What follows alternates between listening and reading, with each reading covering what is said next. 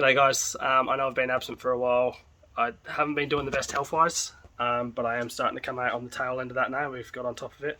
I did have a sort of a reaction to the vaccine, which just made life hard for breathing and stuff like that, but I think it was also because I was run down from having 3 root canals done and not sleeping with this engine.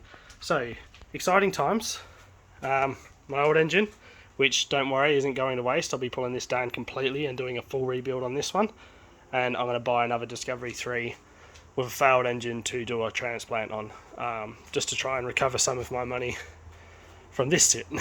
But you'll see on my series, there's certain things that I didn't quite do 100% correct on the build side on this engine, but I will be making up the tooling like Christian and Vera have on LR Time to do everything properly on this one, because if this is going in someone else's car, there's no way I'm not going to do it 100% OEM. So this one's finished 100% and ready now to be lifted into the engine, which I will be starting.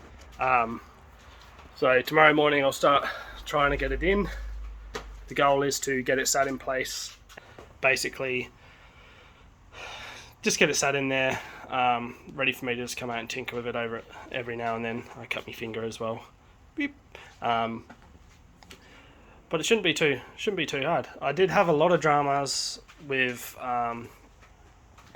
the crank, like getting all the bolts and stuff. Big thank you to Christian for giving me the part numbers that he ordered from Tasco Parts. And apart from that, it's just been a waiting game for everything to rock up. The information was a lot easier for me, obviously, because if I wasn't 100% sure, I could refer to LR Times videos, which did help a lot. My videos aren't going to be as in-depth, as I did struggle to basically put the info in and record what I was doing and explain it to you at the same time. I found it quite hard because I was concentrating that much on not stuffing something up, because this whole build has been quite, I wouldn't say scary, but nerve-wracking for me. But I've learned a lot, so the next engine's going to be a goer for sure. I just thought I'd let you know that she's about to be dropped in. Fingers crossed that when she turns the key, it purrs like a kitten.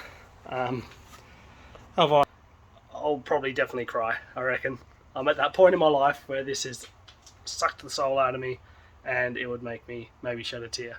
Maybe not cry, maybe just excrete some sort of fluid from my eyeballs, but definitely not crying. But yeah, keep an eye on the channel, guys. Probably 3 days away from starting part 1 of the engine build, because I'm running out of room on my GoPro anyway, so I'm going to do something with it. So I'll see you then.